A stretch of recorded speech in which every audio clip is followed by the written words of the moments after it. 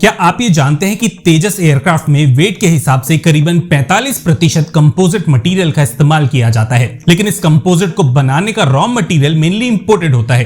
पूरी दुनिया में आज 70 से ज्यादा देश छोटे ड्रोन्स, एयरक्राफ्ट, सैटेलाइट्स और मिसाइल्स का प्रोडक्शन कर सकते हैं, लेकिन इनमें लगने वाले एरोस्पेस कंपोजिट्स को केवल 5 से 6 देश ही मैन्युफैक्चर करना जानते हैं और इस लिस्ट में भारत का नाम नहीं आता। ये 5 से 6 देश ही डिसाइड करते हैं कि कौन सा देश आगे चल के एरोस्पेस इंडस्ट्री में कदम रख सकता है, लेकिन इस लिस्ट में भारत कदम रखने जा रहा है और हम अपने एयरक्राफ्ट को बनाने का रॉ मटेरियल भी अब खुद से बनाने जा रहे हैं। भारत में आज तक एरोस्पेस ग्रेड के कंपोजिट मटेरियल का प्रोडक्शन था ही नहीं, जिनका इस्तेमाल एयरक्राफ्ट और स्पेस इंडस्ट्री में किया जाता है, लेकिन जल्दी एक ऐसी कंपनी इन कंपोजिट्स की मैन्युफैक्चरिंग भारत में शुरू करेगी जिससे बोइंग और एयरबस अपने एयरक्राफ्ट के स्ट्रक्चरल कंपोनेंट सोर्स करते हैं। दुनिया का आज एक भी ऐसा एयरक्राफ्ट, ड्रोन, सैटेलाइट या रॉकेट नहीं है जिसमें कंपोजिट्स का इस्तेमाल नहीं किया जाता। इन कंपोजिट्स की मदद से एयरक्राफ्ट न केवल 30 से 50% ज्यादा हल्के होते हैं, बल्कि इनकी मदद से फ्यूल का कंजम्पशन एयरक्राफ्ट में कम होता है। फाइटर एयरक्राफ्ट को ज्यादा एजिलिटी मिलती है और एक एयरक्राफ्ट की लोड कैरिंग कैपेसिटी भी बढ़ती है। एरोस्पेस ग्रेड का कंपोजिट मटेरियल भारत फिलहाल यूरोपियन देशों के अलावा रशिया से इंपोर्ट करता है। इसके ग्लोबल मार्केट की वैल्यू आज करीबन $46 बिलियन के आसपास है, लेकिन भारत इस मार्केट से पूरी तरह से बाहर है, क्योंकि आज से कुछ सालों पहले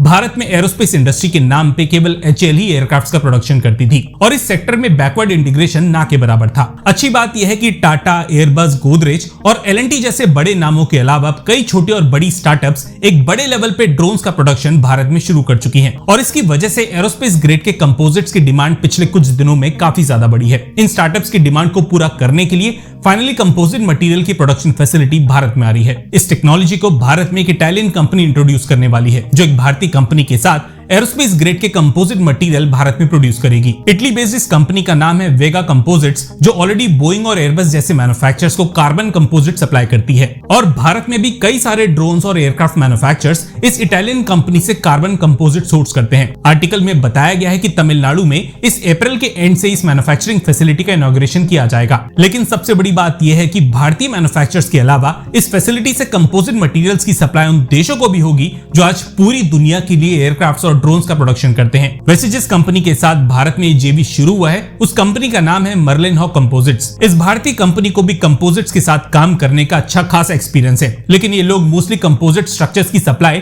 देश के अलग अलग मैन्युफैक्चरर्स को करते हैं। इटालियन जेवी की वजह से आगे चल के कंपोजिट रॉ मटेरियल को बनाने का एक्सपीरियंस भी इस भारतीय कंपनी को मिलेगा। देखिए, ऐसा नहीं है कि कंपोजिट्स का प्रोडक्शन भारत में इससे पहले था ही नहीं, पर जिस तरह का रॉ मटेरियल भारत में प्रोड्यूस होता था, उसका इस्तेमाल ऑटोमोबाइल, विंड टर्बाइंस और डिफेंस इंडस्ट्री में किया जा सकता था। देखिए, भारत में एयरबस और बोइंग के स्ट्रक्चरल पार्ट्स बनाए जरूर जाते हैं, लेकिन ये प्रोडक्शन अभी भी मेनली असेंबली लेवल पे ही किया जाता है। इस नई प्रोडक्शन यूनिट की वजह से एक्चुअल में इन कंपोजिट्स के एयरक्राफ्ट्स में अब भारतीय कंटेंट बढ़ेगा और इन कंपनीज की डिपेंडेंसी भारत पे बढ़ेगी। इसी के साथ हमें उन देशों के डिसीजन से आजादी मिलेगी जो कभी भी भारत के खिलाफ फैसला लेके भारत की एयरक्राफ्ट इंडस्ट्री को रोक सकते हैं। अब इसके बारे में कोई भी इंफॉर्मेशन अवेलेबल नहीं है कि इस फैसिलिटी में सालाना कितना कंपोजिट मटेरियल प्रोड्यूस किया जाएगा, लेकिन जैसे ही इस पे कोई नई अपडेट आती है, हम उसे इस चैनल पे जरूर कवर करेंगे। खबर ने दिन बना दिया है तो कमेंट सेक्शन में MII यानी मेक इन इंडिया लिखने के बाद वीडियो को लाइक किए बिना बिल्कुल भी मत जाइएगा। इससे हमें आप तक ऐसा कंटेंट लाने का और मोटिवेशन मिलता है। धन्यवाद। जय हिंद।